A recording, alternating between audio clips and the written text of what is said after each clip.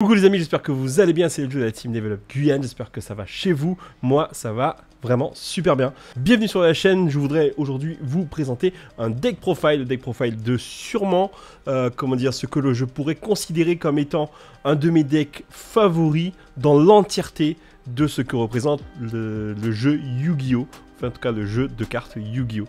C'est un deck avec lequel j'ai fait premier à un tournoi organisé par la boutique Game Cash, un des duel centers de Guyane. Le nom de ce tournoi d'ailleurs était un peu particulier puisqu'il s'appelait la Route du Dragon. Donc c'est un tournoi qui aura tendance à se reproduire au niveau du paysage guyanais pour nous donner des points et participer très certainement à un tournoi final avec ceux qui auront comptabilisé le plus de points. J'ai donc gagné la première édition de ce tournoi avec mon deck de cœur, le deck Sky Striker Assaut de l'air en français, qui est toujours là dans la méta et qui reste très très fort, et mine de rien, si on n'y est pas préparé, on peut être très très vite surpris et très très vite abattu comme ça, pow, à coup de drone ou de shark cannon.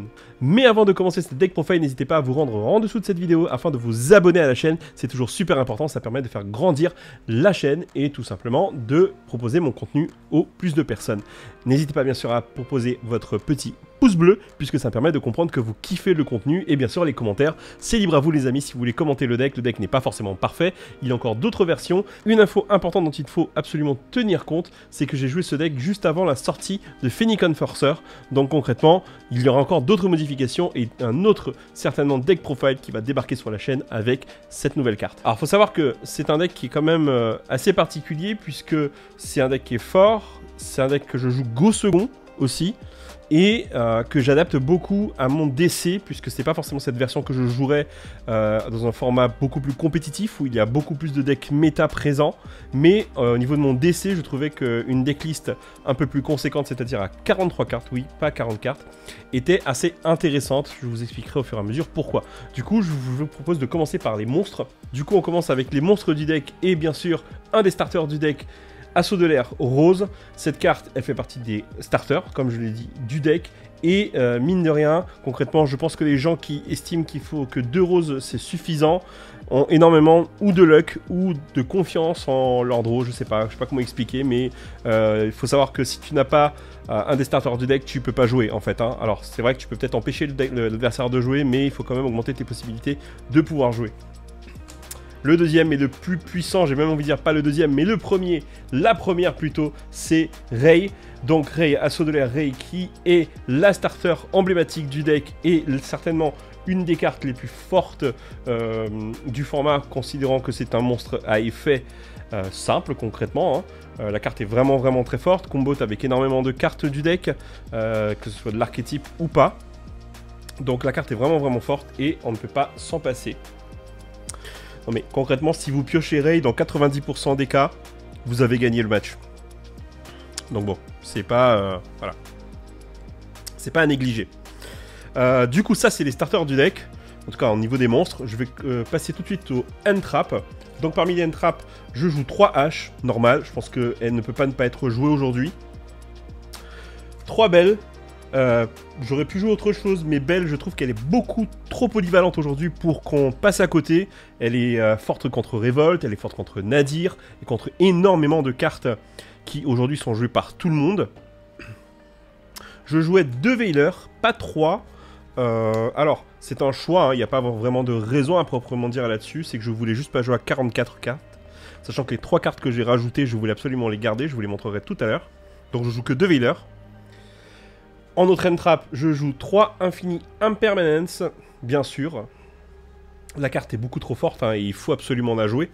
Ça fait que du coup, je joue un total de 1, 2, 3, 4, 5, 6, 7, 8, 9, 10, 11. 11 End Trap au total.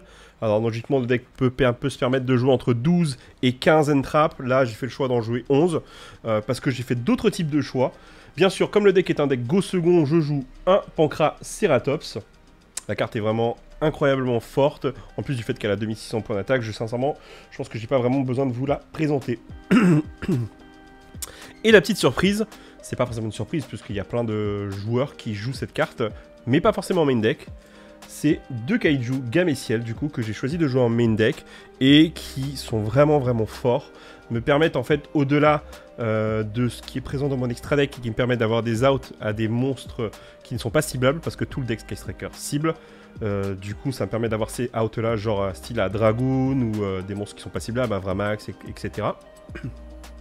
Donc c'est assez sympa, l'adversaire s'y attend pas forcément. C'est un peu pour ça d'ailleurs que je les ai mises, parce que je pense que les gens ne s'y attendaient, ne s'y seraient pas attendus réellement.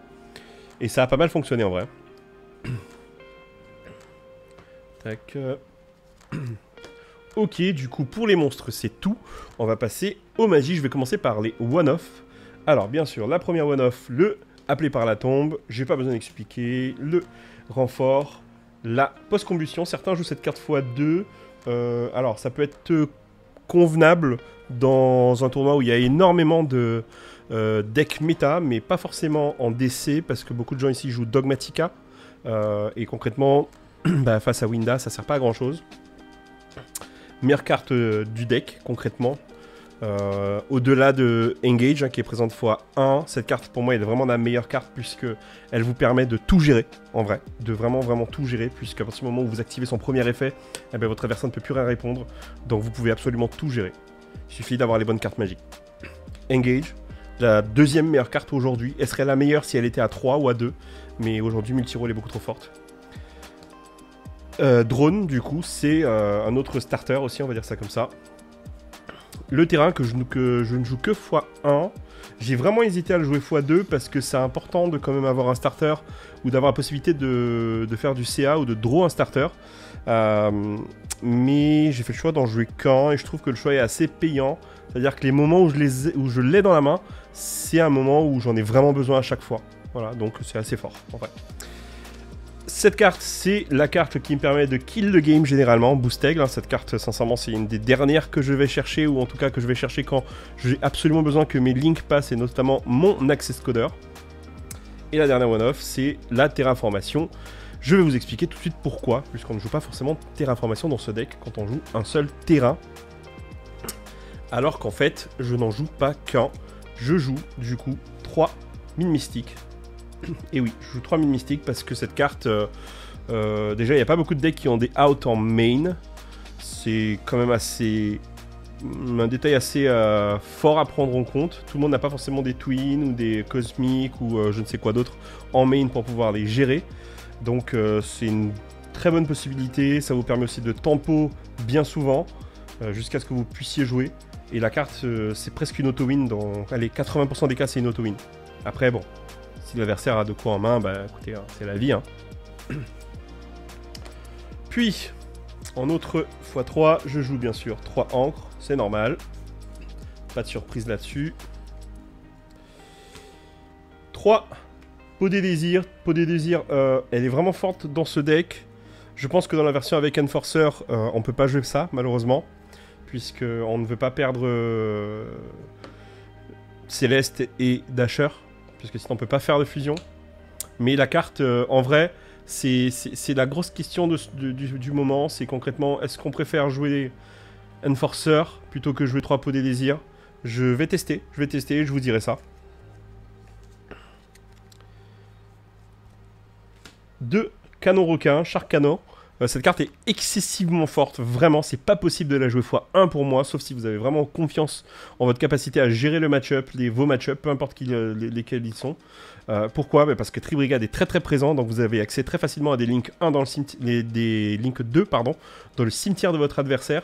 Et des links 2, ça vous permet de partir sur Ningirsu, ça vous permet de partir sur Access Code, ça vous permet de partir sur tout ce que vous voulez. Donc ça c'est vraiment beaucoup trop fort, et concrètement il y a au-delà des links 2, il y a aussi beaucoup de links 3 qui vont traîner par là. Donc non, la carte est insane, en plus vous permet aussi de bannir concrètement si vous voulez au final ne pas invoquer. Et alors ça c'est la carte du coup qui fait que je joue à 43 cartes, puisque c'est le playset que j'ai rajouté, c'est 3 twins. Alors, certains diront que je suis peut-être un peu heureux, mais bon... J'ai envie de dire, dans Yu-Gi-Oh, quand on a des cartes qui vous disent « vous avez perdu dès qu'elles sont activées », il faut quand même avoir quelques contre-mesures. Et du coup, la contre-mesure que j'ai trouvée, c'est de mettre 3 Twin Twisters en main deck afin de pouvoir éviter les parfaits anti-magie et éviter les ordres impériales. Alors, 3 Twin Twisters tourbillon jumeaux en main deck, c'est pas juste dès que vous avez draw et que vous voyez qu'il y a des cartes face down, activez vos Twin Twister. Non, c'est réfléchir à comment les utiliser. Ce ne sont pas des cartes mortes, ce ne sont pas des cartes à jeter non plus. C'est-à-dire, quand je dis des cartes à jeter, c'est pas des cartes à gaspiller. Il faut pouvoir les utiliser au bon moment où elles vont passer. Ou en tout cas faire tout pour qu'elles puissent passer. Après, il y a des fois, c'est pas possible.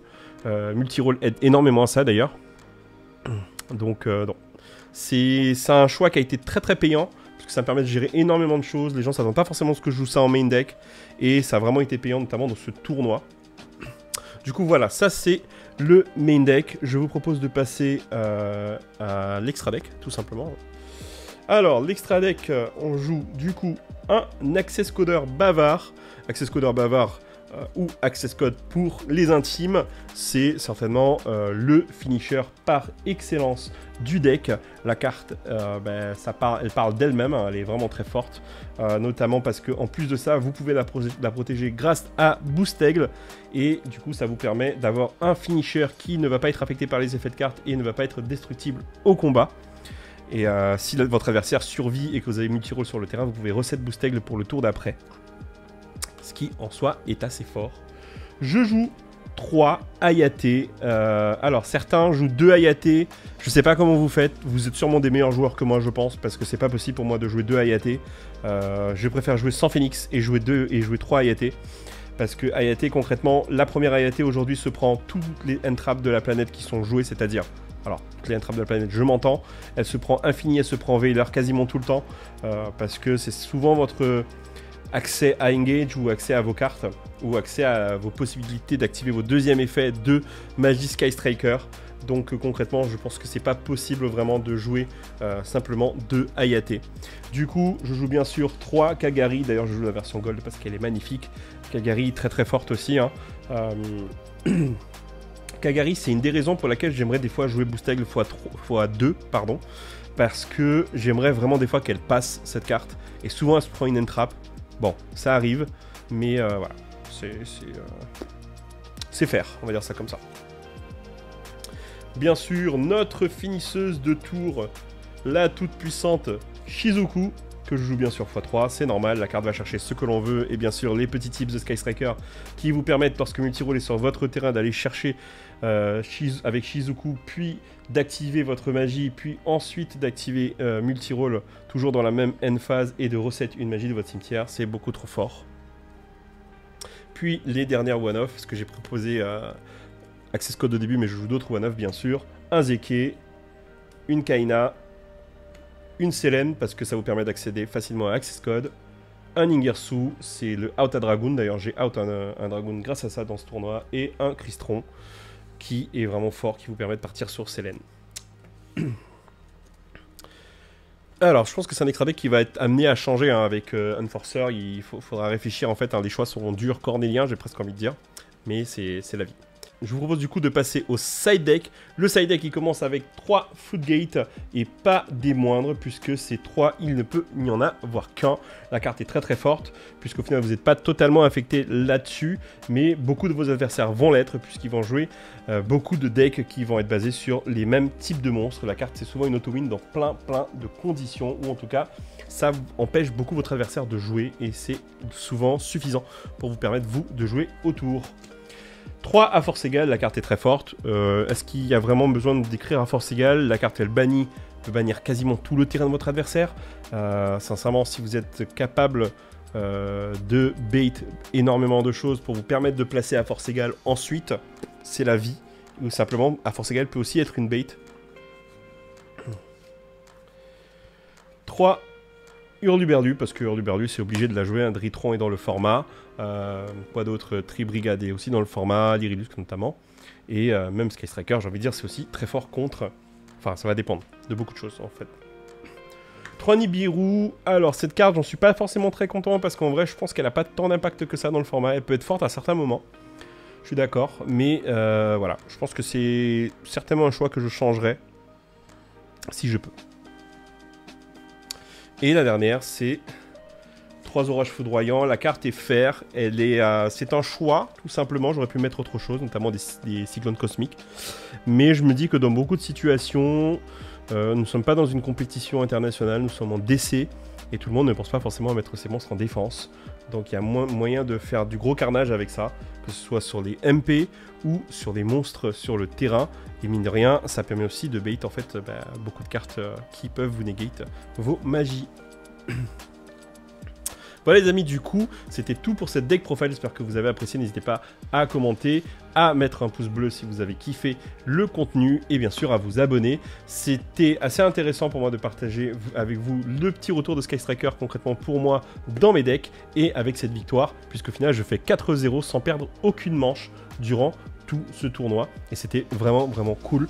J'ai énormément apprécié jouer ce deck et je pense que ce ne sera pas la dernière fois que je le jouerai. Voilà, en tout cas merci à Gamecash pour l'organisation de ce tournoi et je vous dis à bientôt les potos, prenez soin de vous, ciao.